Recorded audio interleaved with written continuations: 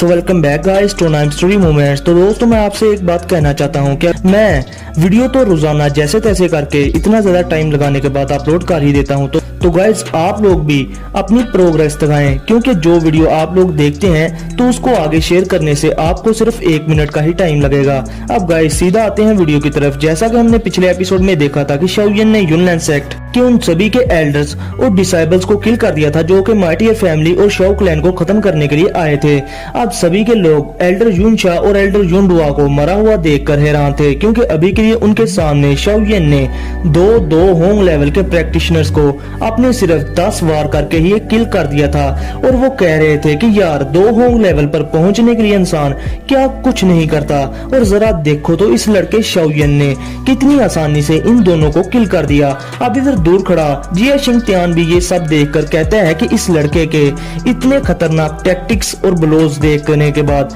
मुझे लगता है कि ये लड़का शाओयन अब वो पहले वाला सेंटिमेंटल शाओयन नहीं रहा, ये बिल्कुल बदल चुका है। और अभी के लिए इस लड़के को संभाल पाना पिछले 3 सालों से भी ज्यादा मुश्किल है। और अब जैसा कि युनलैन सेक्ट ने शाओयन का पूरा शाओ क्लैन ही डिस्ट्रॉय कर दिया था, तो आज शाओयन ने जियामा एम्पायर में वापस आते ही युनलैन सेक्ट के आधे से ज्यादा एल्डर्स और डिसाइबल्स को किल कर दिया है। और अब ये सब देखकर तो मुझे ऐसा लगता है कि अब जियामा एम्पायर में आने वाले दिनों में बहुत बड़ी फाइट भी होने वाली है। और अभी के लिए जैसा कि शाओयन के साथ बहुत सारे एक्सपर्ट्स भी हैं, तो मुझे नहीं लगता कि ये शाओयन और शाओयन के साथ ये सभी के लोग युनलैन सेक्ट से कमजोर होंगे। और अब इस वक्त जियामा एम्पायर में 2 बड़े शेर हैं, एक शाओयन और दूसरा युनशेन। और अभी के लिए मुझे नालन क्लैन, मो क्लैन और एल्केमिस्ट एसोसिएशन के हेड से कांटेक्ट करना होगा, ताकि वो लोग कहीं गलत साइड पर यानी कि युनलैन सेक्ट के साथ खड़े ना हो जाएं। अब इधर दोस्तों हम देखते हैं नालन क्लैन और मो क्लैन के चीफ्स को, जो कि अभी यही सब कुछ सोच रहे थे। और वो कहते हैं कि अब जैसा कि आइस एम्परर हाई बुदोंग और मार्टियर फैमिली ने शाओ क्लैन का जीने मरने में साथ दिया है, तो फिर आने वाले टाइम में जब शाओयन युनलैन सेक्ट और युनशेन को हरा देगा और उसको किल कर देगा, तो फिर आइस एम्परर हाई बुदोंग को और मार्टियर फैमिली को शाओयन की तरफ से बहुत सारे रिवार्ड्स और बेनिफिट्स मिलने वाले हैं। अब दोस्तों ये सभी के लोग सोचने लगते हैं कि अब इन लोगों को किसका साथ देना चाहिए, युनलैन सेक्ट या फिर शाओयन का। अब इधर शाओयन आइस एम्परर हाई बुदोंग की तरफ देखते हैं, जो कि अभी के लिए जमीन पर पड़े उन दोनों एल्डर्स जो कि 2 होंग लेवल के वॉरियर थे, उनकी लाशों को बड़ी गौर से देख रहा था। जिस पर शाओयन हंसते हुए आइस एम्परर से कहते हैं कि ओल्ड हाई मुझे माफ करना, मैंने आपके ओपोनेंट्स को आपसे छीनकर ठोक दिया। जिस पर आइस एम्परर एक हल्की सी स्माइल कर देता है। और दोस्तों अभी के लिए आइस एम्परर सोचते हैं कि अगर मैं इन लोगों की जगह होता तो मेरा हाल भी यही होता, क्योंकि दोस्तों आइस एम्परर हाई बुदोंग काफी ज्यादा हैरान थे, क्योंकि अभी के लिए आइस एम्परर हाई बुदोंग शाओयन की टेरिफाइंग स्पीड की वजह से शाओयन को अच्छे से देख नहीं थे पाए, बल्कि उनको तो सिर्फ शाओयन की वो येलो लाइटनिंग ही नजर आई थी। अब शाओयन आइस एम्परर को अपने शाओ क्लैन का इन 3 सालों तक अपनी जान से ज्यादा ख्याल रखने पर आइस एम्परर हाई बुदोंग को थैंक्स बोलता है। जिस पर आइस एम्परर हाई बुदोंग एक स्माइल के साथ कहते हैं कि तुम नन्हे साथी पहले से भी बहुत ज्यादा बेबाक हो गए हो। अब इसके साथ ही शाओयन अपनी रिंग से एक पर्पल कलर की पिल निकाल लेता है, जो कि थी साउर रिकवरी पर्पल पिल। और वो इसे आइस एम्परर हाई बुदोंग को देकर कहता है कि ओल्ड हाई ये वो है जिसका मैंने आपसे वादा किया था, और हाँ इसके लिए सॉरी कि आपको मैं ये पिल 3 सालों के बाद दे रहा हूँ। अब इस पिल को ऑब्जर्व करने से आपकी पावर पर जो सील लगी हुई है वो मुकम्मल तौर पर खत्म हो जाएगी और आप पहले की तरह 2 होंग लेवल की पीक पर पहुंच जाएंगे। अब दोस्तों इस पिल को देखने के बाद वो आइस एम्परर जिसका फेस हमेशा ही सीरियस और कोल्ड होता था, वो एकदम से खुश हो जाता है और वो इस पिल की बोतल को अपने कांपते हाथों से ले लेता है। और दोस्तों अभी के लिए आइस एम्परर हाई बुदोंग की आंखें थोड़ी सी भर भी आती हैं और वो शाओयन से कहते हैं कि मैं इस दिन का कब से वेट कर रहा था, छोटे लड़के मुझे पता था कि तुम अपना वो एग्रीमेंट याद जरूर रखोगे।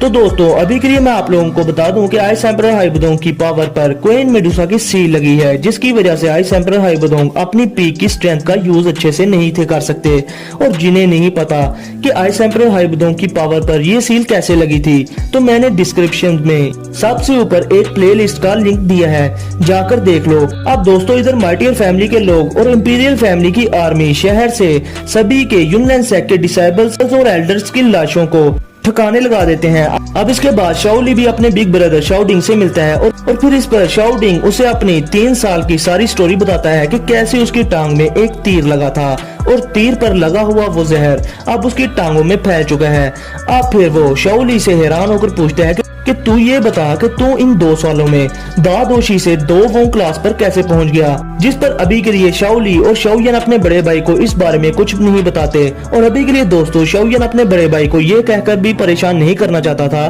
कि शाओली जिसने के लाइफ डिवोरिंग पिल को ऑब्जर्व करके 2 वोंग लेवल पर तो पहुंच गया था, मगर अभी के लिए उसकी लाइफ सिर्फ 6 महीने से भी कम रह गई है। और अब शाओयन अपने दिल में सोचता है कि मुझे इसका कोई ना कोई ट्रीटमेंट निकालना ही होगा। अब इसके बाद शाओयन अपने बिग ब्रदर शाओडिंग की तरफ देखकर उन्हें कहता है कि बिग ब्रदर आप बिल्कुल फिक्र ना करें, मैं आपकी टांगों में ये पॉइजन आहिस्ता आहिस्ता करके पूरी तरह से निकाल दूंगा और आप फिर से चलने फिरने के काबिल हो जाएंगे। और अब इसके बाद आइस एम्परर हाइबदोंग उन तीनों के लोगों को यानी कि लिन यन, लिu किंग और लिन शुआ को जो के बाहर खड़े आपस में बातें करके हंस रहे थे, उनको हॉल के अंदर बुला लेता है। और अभी के लिए दोस्तों शाओयन के सभी के साथी और बाकी सभी के लोग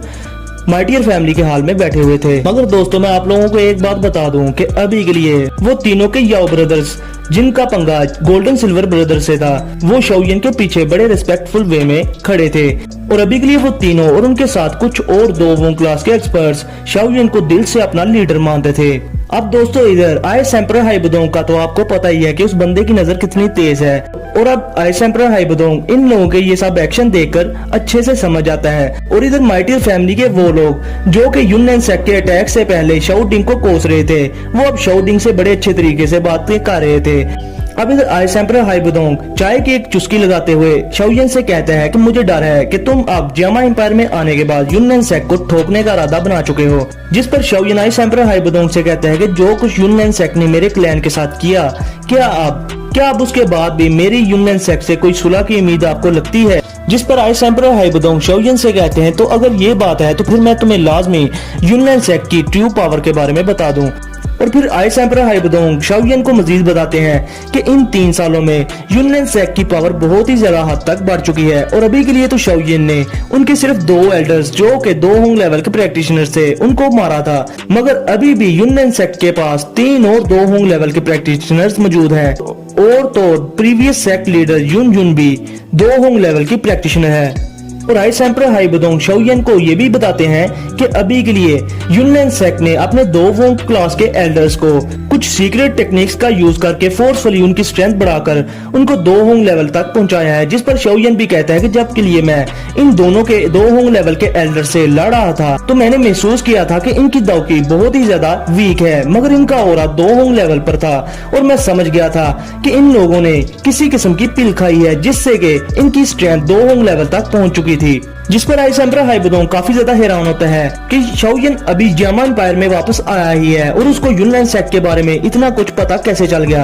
अब आइस एम्परर हाइबदोंग शाओयन को मजीद बताता है कि उन्होंने यूनन सेक्ट में किसी और मिस्टीरियस फैक्शन के ट्रेसेस पाए हैं और उस मिस्टीरियस फैक्शन का लाजमी यूनन सेक्ट के साथ कोई ना कोई ताल्लुक जरूर होगा। जिस पर शाओयन कहते हैं कि वो मिस्टीरियस फैक्शन और कोई नहीं बल्कि हॉल ऑफ सॉल है। भला उनकी मदद के बगैर युन चैन अपने एल्डर्स की पावर फोर्सफुली 2 वोंग लेवल तक कैसे पहुंचा सकता था। अब आइस एम्परर हाइबदोंग शाओयन को कहता है कि अभी के लिए तुम्हारे पास जो एक्सपर्ट्स हैं वो यूनन सेक्ट से लड़ने के लिए नाकाफी हैं, इसलिए हमें चाहिए कि हम जियामा एम्पायर के सभी के बड़े क्लैंस को यानी कि alchemist association, imperial family, Nalan clan, Mu clan को अपने साथ मिला लें, फिर हम यूनन सेक्ट को अच्छे से टक्कर दे पाएंगे। जो सुनने के बाद शाओयन का मूड खराब हो जाता है क्योंकि दोस्तों पास्ट में इनमें से किसी ने भी खुलकर यूनन सेक्ट के खिलाफ शाओयन की हेल्प नहीं थी की। लेकिन आइस एम्परर हाइबदोंग शाओयन के एक्सप्रेशन समझकर कहते हैं कि शाओयन यूनन सेक्ट काफी ज्यादा स्ट्रॉन्ग है, जिसकी वजह से उन लोगों ने तब के लिए अपने क्लैन मेंबर्स और अपने क्लैंस के बारे में सोचा था। अब इधर दोस्तों आइस एम्परर हाइबदोंग जिसकी की नजर भी बहुत तेज थी और जो के जब वो बोलता था तो हमेशा ही बेबाक होकर बोलता था, वो लिन जैन और शाओयन के बाकी के साथी जो के 2 वोंग क्लास के प्रैक्टिशनर्स थे उनको अच्छे से देखकर उनकी पावर्स को देखकर शाओयन से कहते हैं कि शाओयन कि अगर जे तुम इस बार इतने ज्यादा एक्सपर्ट्स अपने साथ ले आए हो मगर ये भी यूनन सेक्ट से फाइट के लिए बहुत ही ज्यादा कम है, और तो और तुम्हें मैं एक बात और बता दूं कि वो बुढ़ा युनचैन जो कि अभी मरा नहीं है, इन 3 सालों में उसकी भी पावर तुम्हारी सोच से भी कहीं ज्यादा बढ़ चुकी है। अब आइस एम्परर हाइबदोंग की ये बातें सुनने के बाद शाओयन हंसते हुए कहता है कि ओल्ड हाई मुझे पता है कि मैं सिर्फ इन लोगों के साथ पूरे यूनन सेक्ट को हरा नहीं पाऊंगा, इसलिए अब शाओयन हंसते हुए 2 तालियां मारता है, जिसके साथ ही उस हाल में अपने ब्लैक कॉर्नर रीजन की 3 बड़ी फैक्शंस के वो लीडर्स ओल्ड यिनगू, शूमी और तीवू जो कि तीनों ट्रू दो होंग लेवल के प्रैक्टिशनर्स थे, वो वहां पर आ जाते हैं। अब उन तीनों के आने के बाद शाओयन आइस एम्परर हाइबुदोंग से कहते हैं कि आइस एम्परर हाइबुदोंग, अब तो मेरे पास भी युनलैन सेक्ट के जितने ही दो लेवल के प्रैक्टिशनर्स हैं, अब आपको युनलैन सेक्ट से डरने की भी कोई जरूरत नहीं। जिस पर आइस एम्परर हाइबुदोंग उन तीनों के दो होंग लेवल के प्रैक्टिशनर्स को देखकर काफी ज्यादा हैरान हो जाता है और अभी के लिए वो उनकी पावर को देखकर सोचता है ये तीनों तो मेरी तरह ही बहुत ज्यादा स्ट्रॉन्ग है, और इनमें से एक जिसके अंदर से डार्क शैडोज बाहर निकल रहे थे वो तो मुझसे भी ज्यादा स्ट्रॉन्ग है। अब ये सब देखने के बाद आइस एम्परर हाइबुदोंग बहुत ज्यादा हैरान होकर शाओयन से कहते हैं कि मुझे तो पता ही नहीं था कि तुमने इन लोगों को भी अभी तक छुपा कर रखा हुआ है। जिस पर शाओयन बड़े ही एटीट्यूड में स्माइल करते हुए चाय पीते हुए कहता है कि जहाँ तक बात है युनचेन की, उसे आप। अब शाओयन अपनी बात पूरी करने ही वाला था तो उसके साथ ही वहाँ पर क्वीन मेडुसा और वो लिटिल गर्ल ज़ियेन वहाँ पर आ जाते हैं। अब शाओयन जब लिटिल गर्ल ज़ियेन के हाथ में एक बॉक्स देखता है जिसके अंदर से के बहुत ज्यादा रेयर मेडिसिनल इंग्रेडिएंट्स की खुशबू आ रही थी, तो शाओयन का रंग पीला पड़ जाता है और वो समझ जाता है कि इन लोगों ने फिर से किसी न किसी के मेडिसिनल इंग्रेडिएंट्स चोरी कर लिए हैं। अब इधर दोस्तों नॉवल में ये लिखा हुआ है कि आइस एम्परर हाइबुदोंग क्वीन मेडुसा को देखकर बहुत ही ज्यादा डर जाता है और वो ऐसे बोलता है, क्वीन क्वीन क्वीन मेडुसा। तो दोस्तों मुझे ये बात बिल्कुल भी हजम नहीं हुई कि वो आइस एम्परर जो कि शाओयन के लिए पूरे युनलैन सेक्ट से लड़ गया था और इवन के युनचेन से भी भिड़ गया था। और जहां तक बात की जाए तगली डेजर्ट की, तो वहां पर आइस एम्परर एक लड़की की खातर क्वीन मेडुसा से अच्छे से लाइफ और डेथ फाइट कर चुका है। वो अब क्वीन मेडुसा से भला क्यों डरे? और अब हमें ये बताना कि आइस एम्परर क्वीन मेडुसा को देखकर डर गया, ये बिल्कुल भी मुझे अच्छा नहीं लगा दोस्तों। अब इधर शाओयन गुस्से में उठकर क्वीन मेडुसा के पास जाता है और वो लिटिल ज़ियेन को पकड़कर अपनी तरफ खींच लेता है और उसके हाथ में से वो जेड का बॉक्स छीन लेता है। जिस पर वो लिटिल गर्ल ज़ियेन शाओयन को इतने ज्यादा गुस्से में देखकर बड़े अजीब तरीके से स्माइल करने लग जाती है, जैसे कि छोटे बच्चे मार खाने से पहले करते हैं। जिस पर शाओयन बड़े गुस्से में उस लिटिल गर्ल ज़ियेन से कहता है कि अगर तुमने यहाँ पर और कोई पंगा किया तो मैं तुम्हें अभी के अभी यहाँ से वापस भेज दूंगा। अब ये सुनने के बाद लिटिल गर्ल ज़ियेन बहुत ही ज्यादा घबरा जाती है और वो शाओयन का बाजू पकड़ लेती है, जिसका मतलब ये था कि वो लड़की अभी के लिए शाओयन की साइड पर है। और इधर क्वीन मेडुसा भी जब ये देखती है कि लिटिल गर्ल ज़ियेन ने शाओयन के आगे सरेंडर कर दिया है तो वो भी बेचारी हेल्पलेस हो जाती है। और फिर क्वीन मेडुसा शाओयन को समझाते हुए कहती है कि जब तुम लोग फाइट कर रहे थे तो तब मैं और ज़ियेन काफी ज्यादा बोर हो गए थे और हम इधर उधर घूमने फिरने के लिए चले गए और ये मेडिसिनल इंग्रेडिएंट्स हमें तुक्के से ही यहाँ से मिल गए। जिस पर शाओयन बड़े गुस्से में हैरान होकर कहता है कि तुम लोगों ने ये चीजें प्राइमर क्लैन यानी कि माइटियर फैमिली से ही चोरी करनी थी क्या? अब इधर शाओयन क्वीन मेडुसा को एक नजर बड़े गुस्से से देखने के बाद सीधा आइस एम्परर हाइबुदोंग की तरफ देखकर कहता है कि ice emperor I am sorry, मुझे नहीं था पता कि हमारी फाइट के दौरान ये दोनों माइटियर फैमिली पर ही छापा मार देंगे। अब इसके साथ ही शाओयन वो बॉक्स जिसमें के मेडिसिनल इंग्रेडिएंट्स थे वो आइस एम्परर हाइबुदोंग को वापस करने लगता है, मगर इधर क्वीन मेडुसा शाओयन को पता लगे बगैर ही आइस एम्परर हाइबुदोंग को बड़े गुस्से से घूर कर देखती है, जिसकी वजह से आइस एम्परर हाइबुदोंग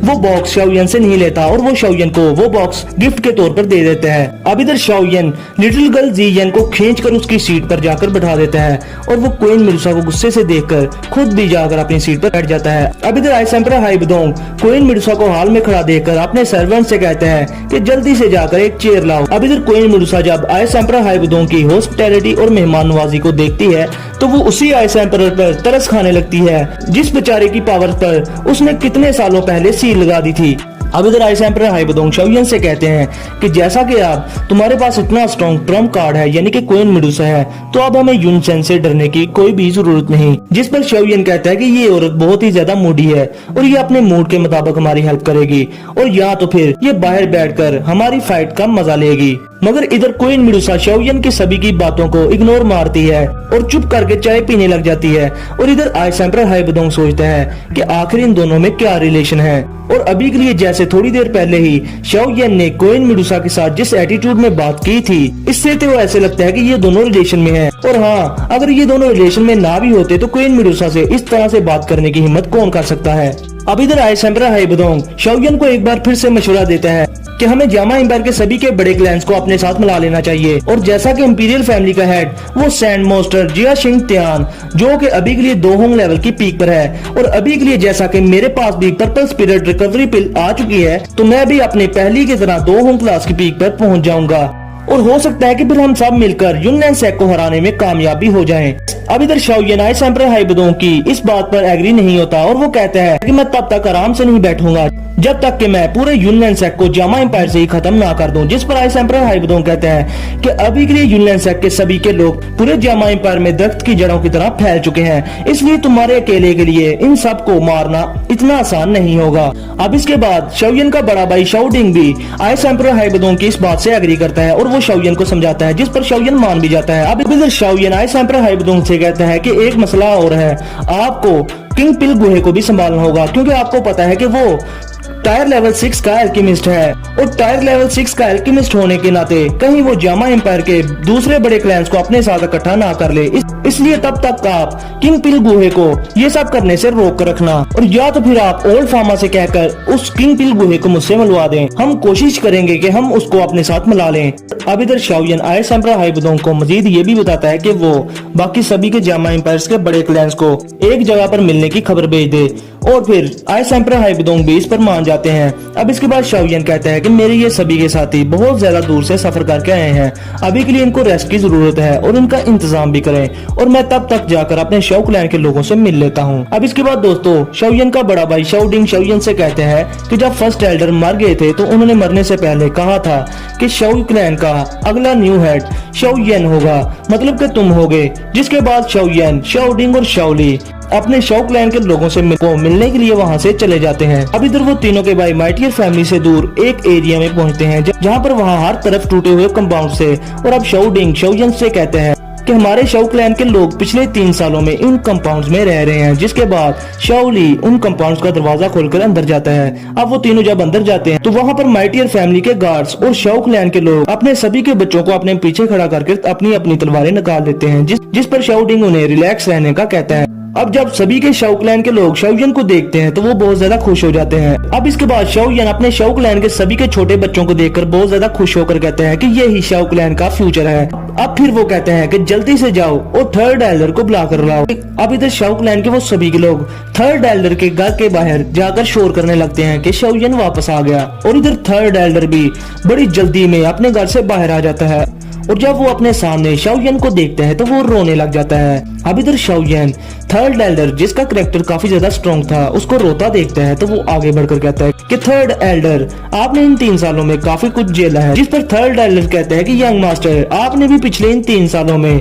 काफी कुछ सहा होगा, और अपने घर से दूर रहना कौन सा इतना ज्यादा आसान होता है। अब इधर थर्ड एल्डर को इस तरह से रोता देखकर शाओ क्लैन के बाकी सभी के लोग भी रोना स्टार्ट कर देते हैं, मगर शाओयन उन सभी से कहता है कि युनलैन सेक ने मेरे क्लैन के साथ जो कुछ भी किया मैं उसका 100 गुना करके युनलैन सेक को वापस लुटाऊंगा। अब इधर शाओ क्लैन के थर्ड एल्डर मजीद शाओयन से कहते हैं कि यंग मास्टर फर्स्ट एल्डर और सेकंड एल्डर ने मरने से पहले पास में किए अपनी बेवकूफियों की वजह से आपसे अपोलोजाइज करना चाहते थे। जो सुनने के बाद शाओयन काफी ज्यादा इमोशनल हो जाता है और वो अपने दिल में सोचता है कि अगर आज उसके फादर वापस आकर शाओ क्लैन की ये हालत देखेंगे तो वो उससे काफी ज्यादा डिसअपॉइंट हो जाएंगे। अब इसके बाद थर्ड एल्डर मजीद कहते हैं कि फर्स्ट एल्डर ने मरने से पहले ये भी कहा था कि अगला क्लैन का हेड शाओयन होगा, इसलिए शाओयन अब आप क्लैन के न्यू हेड हैं। और जिस पर शाओयन पहले तो नहीं मानता, मगर शाओडिंग, शाओली और बाकी के सभी शाओ क्लैन के लोगों के कहने पर शाओयन शाओ क्लैन का हेड बनने के लिए तैयार हो जाता है। अब शाओयन क्लैन के थर्ड एल्डर से पूछता है कि अभी के लिए शाओ क्लैन के कितने लोग जिंदा बचे हैं, जिस पर थर्ड एल्डर बताता है कि अभी के लिए हमारे टोटल 208 लोग जिंदा बचे हैं, जिनमें से मैं दाओ लिंग के 4 स्टार पर हूँ और बाकी सभी के लोग दाओ जी या दाओ शी क्लास पर हैं।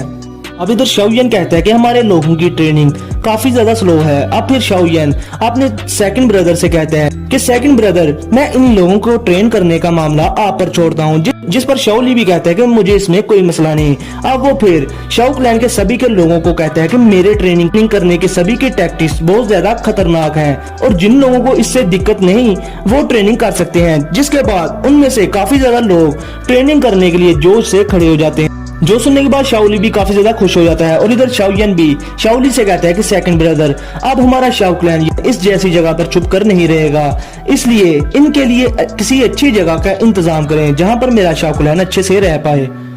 जिस पर शाओडिंग कहते हैं कि तुम शाओ क्लैन के लोगों का मामला हम पर छोड़ दो, अब तुम्हारे कांधों पर जो बोझ है वो युनलैन सेक का बोझ है, इसलिए अब तुम्हें जल्दी से जल्दी युनलैन सेक से सभी के मामलात को तय करना होगा। जिस पर शाओयन भी हाँ में सर हिला देता है। अभी तक हम देखते हैं आइस एम्परर हाइबुडोंग को, जिसने कि आज जामा एम्पायर के सभी के बड़े क्लैंस के साथ कांटेक्ट कर लिया था और इन्हें एक जगह पर शाओयन से मिलने के लिए बुला लिया था।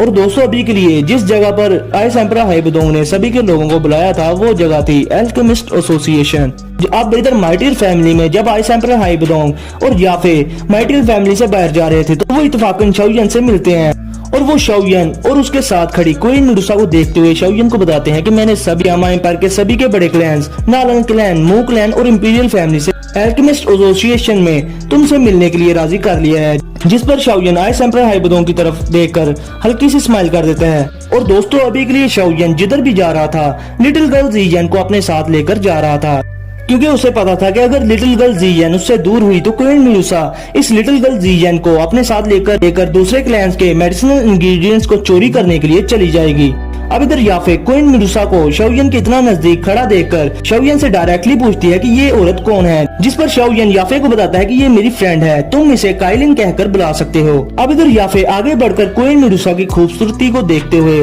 क्वीन मेडुसा को एक ताना मारते हुए कहती है कि मिस काइलिन आप काफी ज्यादा खूबसूरत हैं, इसलिए तो आप शाओयन के साथ खड़ी हो पाई हैं। अब इधर शाओयन याफे की ये बातें सुनने के बाद काफी ज्यादा हैरान हो जाता है और वो अपने दिल में सोचता है कि याफे इस तरह की बातें क्यों कर रही है, क्या ये जेलस हो रही है। अब इधर क्वीन मेडुसा भी याफे की ये बातें सुनकर जब याफे को देखती है तो वो भी अपने दिल में सोचती है कि ये लड़की जो कि इतनी ज्यादा खूबसूरत है, इसके दिल में भी शाओयन के लिए कुछ फीलिंग्स हैं। अब जब क्वीन मेडुसा ये फील करती है कि याफे शाओयन को लाइक करती है तो क्वीन मेडुसा बड़े गुस्से से याफे को देखने लग जाती है और अभी के लिए क्वीन मेडुसा भी जेलस होते हुए शाओयन को गुस्से में कहती है कि हम लोग काम करने के बजाय इन लोगों से फजूल बातें क्यों कर रहे हैं। अब इधर शाओयन भी क्वीन मेडुसा को इतने गुस्से में देखकर सोचता है कि इसे अब क्या हो गया और फिर वो उन दोनों औरतों के दरमियान उन दोनों को देखकर कहता है कि आज इन दोनों औरतों को हो क्या गया है। मगर इधर अपना एक्सपीरियंस्ड आइस एम्परर हाइबुडोंग जो कि साइड पर खड़ा इन दोनों औरतों को गुस्से में एक दूसरे के साथ इस तरह से बातें करता देख रहा था, वो समझ जाता है कि ये दोनों औरतें शाओयन को लेकर एक दूसरे से जेलस हो रही हैं। और अभी के लिए आइस एम्परर क्वीन मेडुसा की पावर को देखते हुए याफे को खींचकर अपने पीछे कर लेता है, क्योंकि उसे पता था कि अगर ये औरत गुस्से में आ गई तो याफे क्वीन मेडुसा के एक अटैक को भी बर्दाश्त नहीं कर पाएगी। और इसीलिए अब अपना आइस एम्परर हाइबुडोंग कहते हैं कि आज के लिए जो ऑक्शन हाउसेज हैं उनमें काफी सारा काम है, इसलिए जाओ तुम यहाँ से जल्दी से जाकर उन सभी के मामलात को संभालो। अब इधर अपनी याफे जो कि वहाँ से जाना नहीं चाहती थी, मगर वो आइस एम्परर हाइबुडोंग का आर्डर सुनने के बाद वहाँ से जाने से पहले शाओयन के कपड़े ठीक करते हुए कहती है कि जिस भी पर्सन को तुम अपने साथ एक बार बांध लेते हो तो तुम्हें उसके साथ एक पर्सन एक्स्ट्रा मिल जाता है। और अभी के लिए शाओयन तुम्हारे कंधों पर सिर्फ शाओ क्लैन का ही बोझ नहीं है, बल्कि इन पर मेरे एक प्रोमिस का भी बोझ है, इसलिए कहीं तुम कल को बेशर्मों की तरह मेरा वो प्रोमिस भूल न जाना। जिस पर अपना ठरकी शाओयन भी याफे के साथ फ्लर्ट करते हुए कहता है कि मैं अपना प्रोमिस तब तक नहीं भूलूंगा जब तक मैं तुम्हें यहाँ की क्वीन न बना डालूं। जिस पर याफे भी अपने मुंह पर हाथ रखकर जोर जोर से हंसने लगती है और फिर याफे कहती है कि मैं क्वीन बनने में इंटरेस्टेड नहीं हूँ। अब इधर साइड पर खड़ा आइस एम्परर जब याफे और शाओयन को आपस में एक दूसरे के साथ फ्लर्ट करता देखता है तो उसकी नजर क्वीन मेडुसा पर पड़ती है, जो कि याफे को शाओयन के साथ और शाओयन को याफे के साथ फ्लर्ट करता देखकर काफी ज्यादा गुस्से में आ रही थी। अब इधर इसके बाद याफे कहती है कि मुझे ऑक्शन हाउस और उसके बाद मेरा जो इंफॉर्मेशन नेटवर्क जो कि मिस्टिक क्लाउड सेक्टर पर नजर आ कर है उसको भी अच्छे से मैनेज करना है, इसलिए मैं यहाँ से अब जाती हूँ। जिसके साथ ही याफे बड़े एटीट्यूड में क्वीन मेडुसा की तरफ देखकर एक स्माइल करती है और फिर वहाँ से जाने लगती है। और इधर अपना ठरकी शाओयन पीछे से याफे का फिगर तब तक देखता रहता है जब तक याफे उसकी नजरों से दूर नहीं हो जाती और फिर याफे जब वहाँ से डिसअपीयर हो जाती है और तब फिर वो क्वीन मेडुसा की तरफ देखकर कहता है कि चलो मेडुसा यहाँ से चलते हैं। जिस पर क्वीन मेडुसा भी गुस्से में वहाँ से माइटियल फैमिली के मैनर की तरफ जाते हुए शाओयन से कहती है कि अगर तुम्हें उसको देखकर दिल नहीं भरा तो जाओ उसके पीछे, उसे जाकर अच्छे से देख लो। जिस पर अपना शाओयन क्वीन मेडुसा की ये बातें सुनकर बिल्कुल हैरान हो जाता है और वो कहता है कि आज ये औरत इस तरह से बिहेव क्यों कर रही है, क्या कहीं ये जेलस तो नहीं। जिस पर आइस एम्परर उसे कहते हैं कि वाकई में ही ये जेलस है, क्योंकि सभी की औरतें एक जैसी ही होती हैं। और दोस्तों अब इसके साथ ही हमारा आज का ये एपिसोड यहीं पर होता है खत्म, तो इसलिए वीडियो को लाजमी लाइक करें, शेयर करें और चैनल को सब्सक्राइब करें। तो फिर मिलते हैं आप लोगों से नेक्स्ट वीडियो में, तब तक के लिए अपना और अपने प्यारों का बहुत सारा ख्याल रखें।